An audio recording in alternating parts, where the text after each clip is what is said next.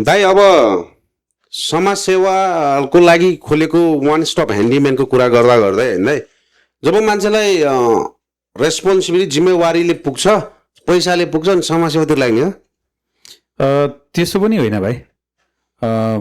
समाजसेवा भनेको तपाईँसँग एउटा जुन भोक हुन्छ नि, समाजप्रतिको आफ्नो दायित्व तपाईँले के कति गर्न सक्नुभयो, तपाईँ एक्सपर्टिज चाहिँ समाजलाई के दिने भन्ने हो। अब कोही मान्छे त्यो दायित्वलाई मेरो आफ्नो रेस्पोन्सिबिलिटी हो भन्ने सम्झिन्छ, समाजलाई कन्ट्रिब्युसन गर्न सुरु गरिहाल्छ होइन।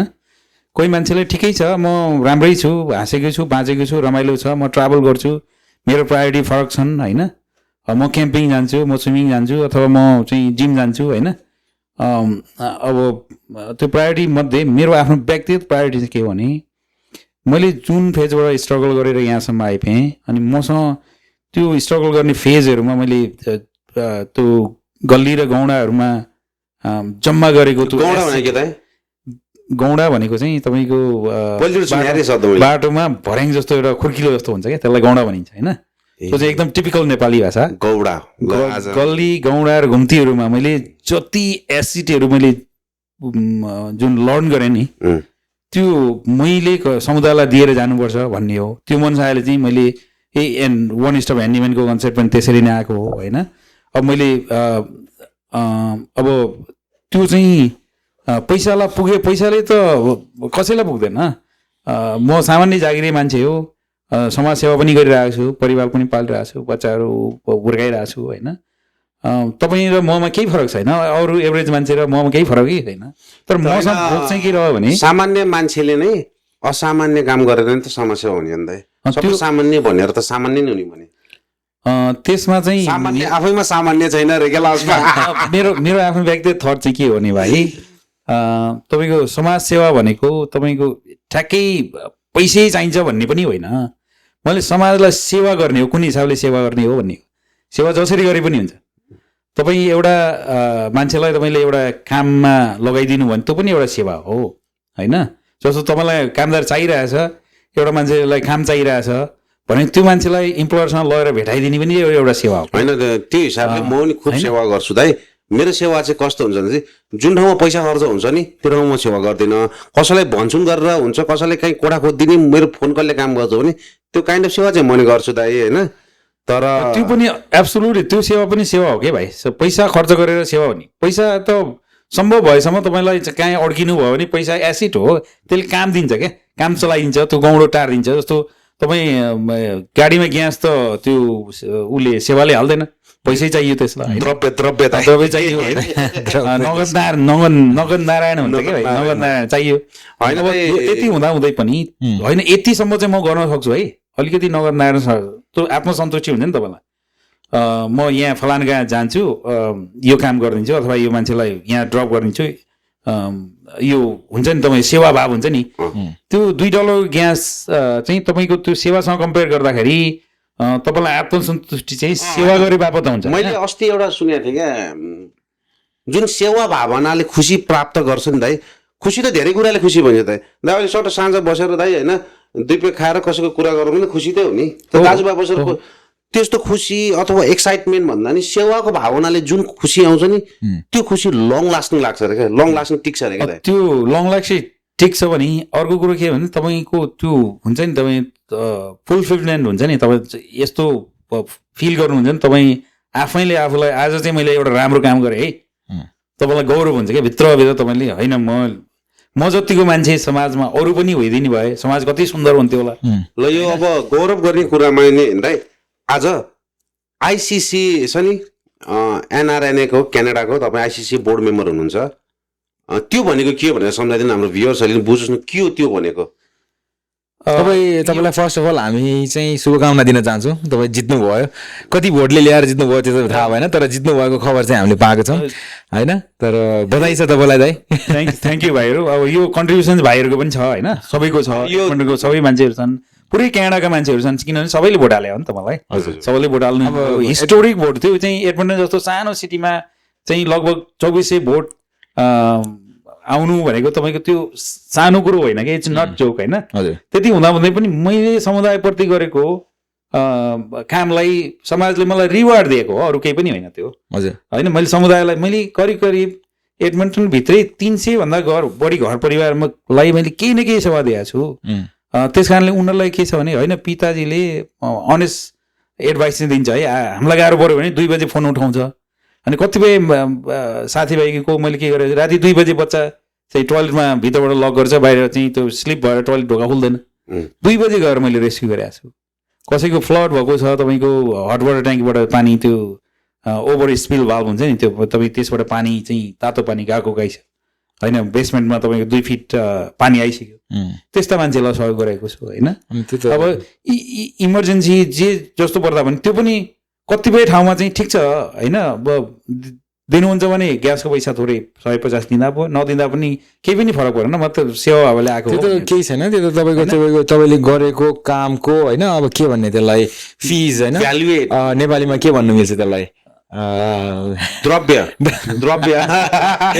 टर्म द्रव्य नै हुन्न, ज्याला भन्छ नेपाली, ज्याला चाहिँ भन्छ, तर अरू नै हुन्छ। तर अफकोर्स त्यो त मान्छेलाई कसैको हेल्प चाह्यो, अब तपाईँको हेल्प चाह्यो भन्ने बित्तिकै त तपाईँ आउनुभयो, तपाईँ त्यस्तै प्रोएक्टिभली तपाईँले कसैलाई हेल्प गर्छु भन्ने भावनामा आउनुभयो होइन। अनि अर्को कुरा पनि के छ भन्दाखेरि एडमन्टन कम्युनिटीमा पितानाथ पौडेल अथवा पिताजी भनेर तपाईँ चिनिनु भएको छ होइन।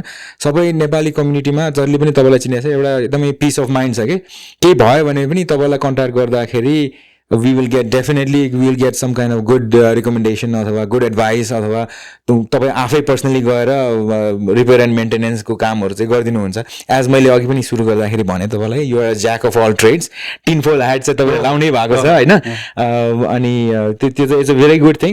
अपार्ट फ्रम द्याट हामी एउटा त्यो के भन्छ तपाईँलाई अघि एनआरएनको कुरामा फेरि बात थियो, त्यो एनआरएनए को कुरामा तपाईँ त्यो कुन चाहिँ पोजिसनमा तपाईँ इलेक्ट भन्नुभएको छ, एउटा संक्षिप्त रूपमा छोटकरीमा छोटो मिठो भन्छ भाइ। यो चाहिँ अब थोरै समाजसेवा थोरै पोलिटिक्स अब यो मिक्स मास हुन्छ, यो अलि लामो कन्भर्सेसन हुन जान्छ, त्यस कारण म सर्टकटमा भन्छु। किनभने अब यहाँ एडमन्टनमा अहिले नेपालीहरू करिब हामीले सामान्यतया गेस गर्दा अथवा केही डाटाहरू ले चाहिँ के इङ्गित गर्छ भने हामी करिब 8,000 देखि 10,000 जना छौँ कि भन्ने खालको त्यो खालको एजम्सन छ अहिले होइन। अब त्यति हुँदै गर्दाखेरि एडमन्टन भनेको बिग सिटी मध्येको नेपाली पपुलेटेड सिटी मध्येको एउटा सिटी पर्न जान्छ क्या क्यानाडामा। अब इन्टरनेसनल प्रतिनिधिको रूपमा चाहिँ आइसिसी भनेको इन्टरनेसनल यो नन रेसिडेन्ट नेपाली तपाईँको यो के अरे त्यसको छाता सङ्गठनको आइसिसी मेम्बर त्यसो 5 जना त्यो मेम्बरको हिसाबले हुन्छ। त्यो हामीसँग 5,000 जना जति 5300 जति मेम्बर बनेका थिए, त्यो हिसाबले 5 जना 1,000लाई प्रतिनिधित्व गर्ने गरी हामी 5 जनाको उम्मेदवारी 5 जना चाहिँ त्यसमा इलेक्टेड हुनु पर्ने थियो। एडमन्टनले जब मैले साथीहरूसँग कुरा गरेँ मेरो नाम ठिक छ, एडमन्टनमा साथीहरूले मेरो नाम अगाडि सार्नु भयो भने ठिक छ। अब म सामान्यतया म भ्याउने परिस्थितिमा थिइनँ, किनभने म 90 वर्षको आमासँगै छु, आमालाई केही टाइम चाहिन्छ होइन। बच्चाहरू युनिभर्सिटी सुरु गरेका छन्, कान्छो सुरु गर्यो, जेठो अब 5th ग्रेड 4th ग्रेडमा छ। त्यसो भएपछि अब मलाई अलिकति टाइट थियो। तर साथीहरूले के भन्नु भने होइन पिता सर तपाईँ जानुहुन्न भने अरू कोही त जान्छ, त्यस कारणले तपाईँ जानु पऱ्यो, तपाईँले यति धेरै सेवा गरिसक्नु भएको छ भनेपछि ल ठिक छ। अनि मैले मेरो आफ्नो नाम दर्ता गराएपछि कुनै साथीले अरूले साथी पनि उम्मेदवार दिने त्यो केही गर्ने त्यो गर्नु भएन, अब गर्न चाहनु पनि भएन। त्यो एक हिसाबले राम्रो पनि कुरा भयो, मेरो लागि साथीहरूले गरेको रेस्पेक्ट पनि हो। तर इभेन्चुअली मैले अरू सिटीका साथीहरूसँग कम्पिट गर्नै थियो होइन। अब क्यालगरीबाट 2 जना हुनुहुन्थ्यो होइन, ओटावाबाट 5 जना थिए होइन। त्यसो हुँदा त ओटावा भन्नामै अन्टेरियोबाट 5 जना थिए। त्यसो हुँदा त हामीलाई त एडमन्टनले प्रतिनिधित्व पाउँदै गर्दाखेरि जुन अन्टेरियोमा अर्का एकजना प्रत्याशी हामीले मिज्यू पनि भन्छौँ, उनी पिताम्बर उनले केही भोटले मात्रै मेरोभन्दा केही भोट अगाडि उनको थियो, जहाँ कि अन्टेरियोमा 4300 मतहरू थियो, हामीसँग 600 मत थिए होइन। भनेपछि त यो 600 मत भनेको एडमन्टनमा दा यो एनआरएनएकोमा त्यो भोटिङको लागि रेजिस्टर 600 जना मात्र थिए। अब केही मान्छेहरू त्यो विविध कारणले फालिए होइन। कतिजना मान्छे त एडमन्टनमा? हाम्रो 600 चान्जुन मान्छेहरू चाहिँ इलिजिबल भोटर्स थिए। बल्ल एडमन्डनमा त्यति मात्रै थियो, क्यालगरीमा पनि त्यस्तै 600 चान्चुन थिए होइन। किनभने हाम्रो डेलिभरी दिन नसकेको परिस्थितिमा चाहिँ मेम्बरसिप बन्न आकर्षण कम भएको कारणले यो समस्या आएको हो होइन। अब एनआरएनएको बारेमा तपाईँलाई सर्टकट भनिदिइहालौँ, तपाईँले सुरुमै यो जिज्ञासा राख्नु भएको थियो, म त फर्केर आएँ। यो एउटा छाता सङ्गठन हो नेपालीहरूको होइन, विदेशमा पनि समग्र नेपालीहरूको छाता सङ्गठन। यो एउटा महाअभियान हो होइन। अभियानमा जोडिँदाखेरि चाहिँ तपाईँको आवाज ठुलो हुन्छ होइन। हाम्रा मागहरू छन्, दोहोरो नागरिकता लगायतका मागहरू छन्, दोहोरो पासपोर्ट लगायतका मागहरू छन्। त्यो चाहिँ मेन एजेन्डा गएर चाहिँ राजनीतिक कुरोमै गएर टुङ्गिने भएको हुनाले कतै न कतै यो राजनीतिक गन्ध देखिन्छ यहाँ, किन नचाहेर पनि देखिन्छ, राम्रै देखिन्छ होइन। अब किनभने नेपालको गभर्मेन्टसँग टुनी नमिलाइकन हाम्रो मुद्दा नै स्थापित हुँदैन क्या। दाइ मैले त्यस कारणले पनि एनआरएनए क्यानाडा र एनआरएन छ नि मेन यो सबै यस्तो दाइ एनआरएन क्यानाडा एनआरएन अस्ट्रेलिया सबै छुट्टा अनि बिचमा एउटा माथि यस्तो छातासँग यस्तो हो यो दाइ। जस्तो एनआरएनए क्यानाडालाई एनसिसी भन्छ, नेसनल कोअर्डिनेसन काउन्सिल भन्छ, जुन एनआरएनए क्यानाडा भन्नुहुन्छ नि तपाईँले। अनि जुन म अहिले सदस्य क्यानाडाबाट म सदस्य क्यानाडाबाट चुनिएर गएको छु नि, त्यो चाहिँ इन्टरनेसनल कोअर्डिनेसन काउन्सिल हो।